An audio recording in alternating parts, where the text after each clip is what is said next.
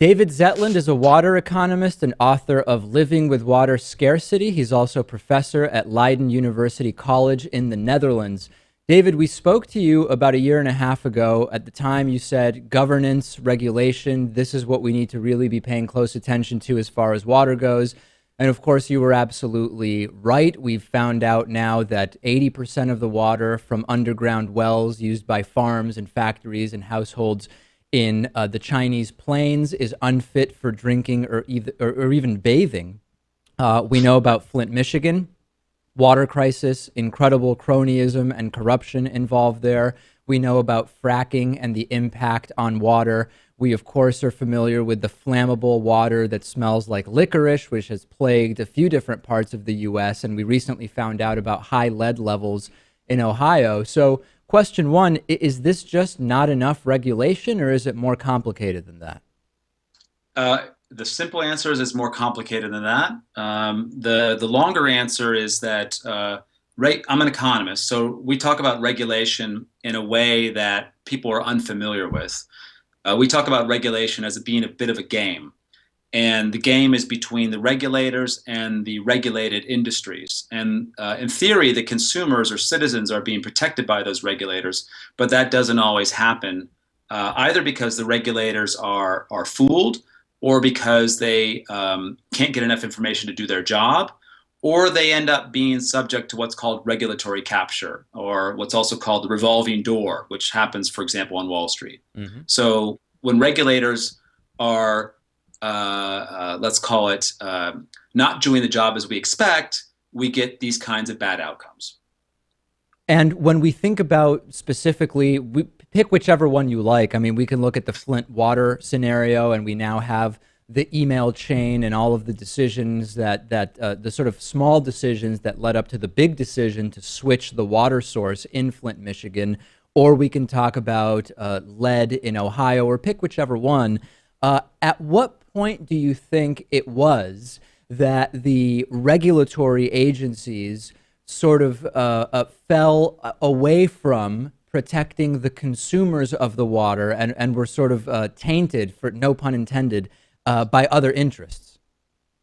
Yeah, so in some cases, let's take the regulator as trying to do the best they can, right? Yeah. Let's let the corrupt regulator is quite simple, and that is a big problem in many countries. So, don't get me wrong. There's also the ideological regulator who wants to do the right thing, but ends up, because of their ideology, recommending something which is counterproductive. But what most well-meaning regulators are facing is what's called an asymmetric information problem.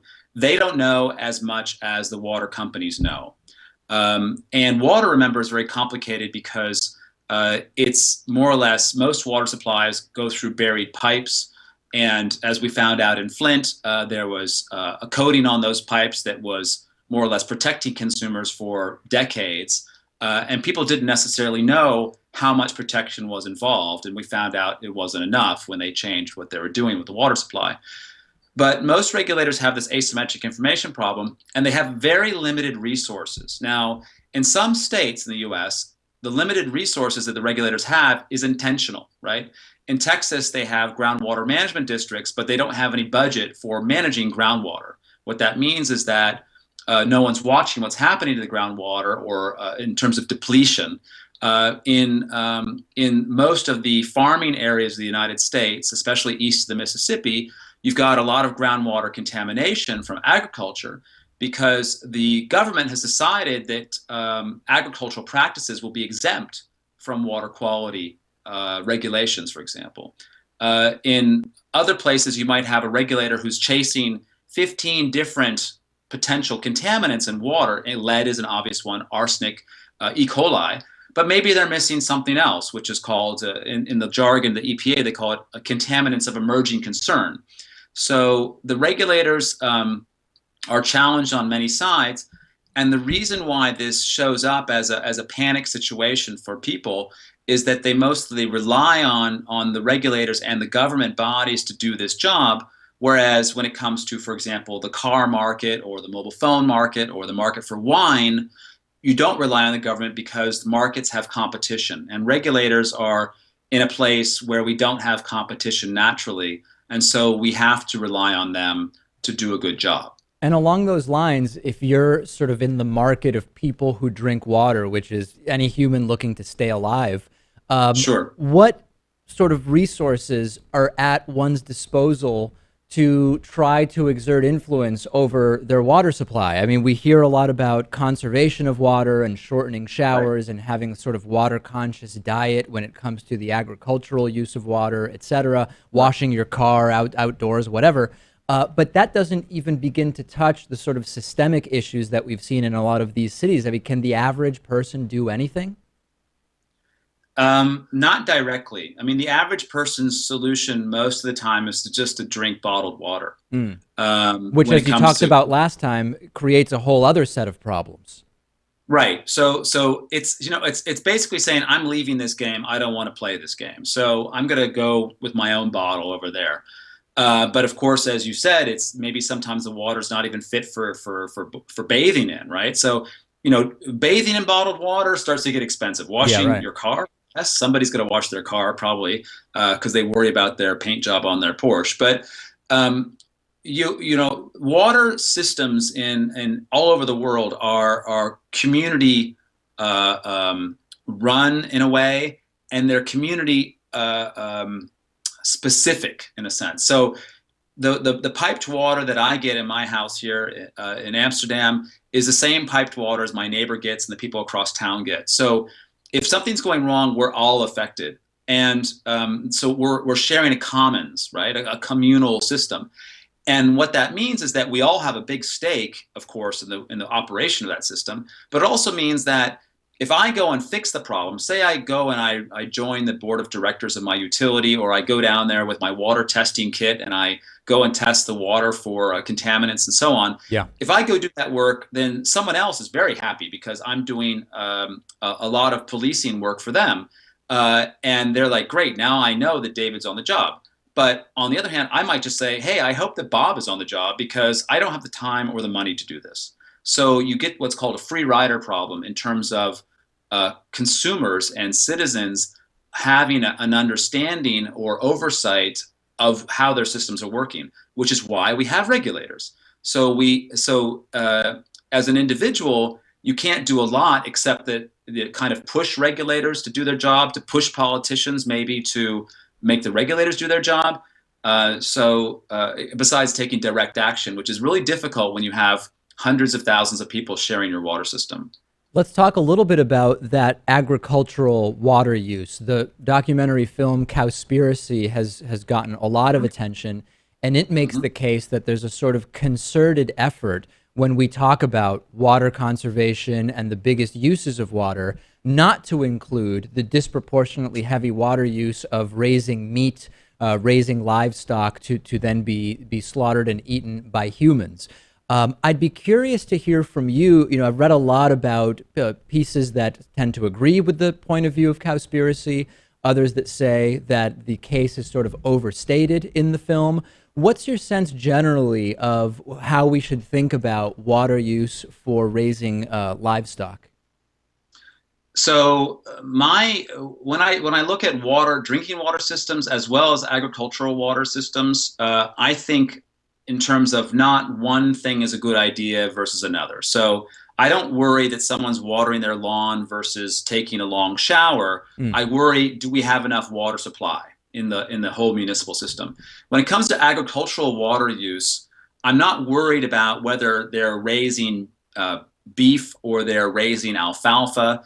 Or they're raising rice in the desert. That's a famous another thing. I'm worried about how much water is being used at all compared to how much water we need in the environment. And so in that sense, I'm agnostic about different practices. Now, that said, there is a very long history of the US government and governments around the world subsidizing agriculture. They usually claim it's for some form of food security, but that's not true. And it's much more often the case of a special interest lobby getting subsidized access to water, as well as a lack of interest in protecting environmental water flows. And what this means is that you get all kinds of crazy stuff, like all of the subsidies the US government puts into growing corn, for example, including corn ethanol, which is another environmental disaster, including writing regulations that don't require CAFOs. They're not called confined. They're called, is it compact animal feeding operations, or I their believe so, CAFO yeah. stands I think compact. So the government actually has relaxed a lot of water pollution regulations for CAFOs based on lobbying from industry. In that case, they're basically saying it's a good. We don't mind having massive environmental pollution because we're trying to lower the price of pork. This is an example. By it was 20. Shoot, I have a paper that I was reading. It's about 20 cents a kilo, about 10 cents a pound is the savings to consumers for all of the environmental contamination linked to hog production in the United States. And hogs are worse than even cows. It's hard to believe, but it's true. So for 10 cents a pound, we've kind of writing off these local communities. And that kind of stuff is a really sad thing. I think most people would not actually agree with that. So to get back to cowspiracy, I used to be a vegetarian. I was a vegan for a while. And I think that the points that he makes are often correct, certainly when it comes to environmental pollution. But I don't think swearing off of meat is the solution as much as having sustainable agriculture, and whatever farmers are growing, whether it's organic or sustainable or whatever, is going to be less damaging to the environment, either in terms of water quality or water quantity. Last thing I want to touch on, is there any good water-related news from the last year and a half? I mean, a type of water was found on Mars. Is that, I don't know if we have to go that far to find positive water news. Oh, no, no, no, no, no. We've got plenty of water on the Earth. Has there been any good news? Let's see. Climate change, terrible news. Right. Water quality, we have events. I think actually there's 10 more Flint, Michigans out there. We just don't know it because of detection problems. Good news in terms of water is hard to come by in the United States. Yeah.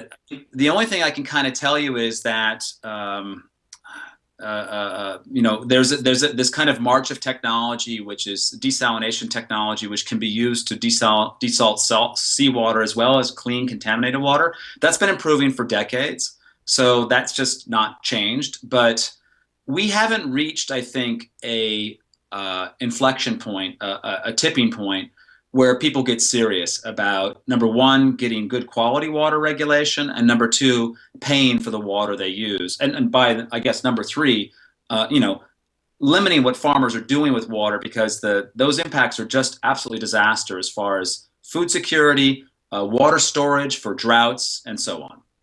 All right. Well, we're reaching a little bit, but I guess that's somewhat not that negative, we could say. Yeah, I think we haven't had enough people, dying in the streets, but we're getting more people dying in the streets. So as soon as we hit our quota, suddenly people will wake up and say, okay, we got to get serious about this. Well, there's something to look forward to for all of us. David Zetland, water economist. The book is Living with Water Scarcity. David, thanks as always. Pleasure to talk.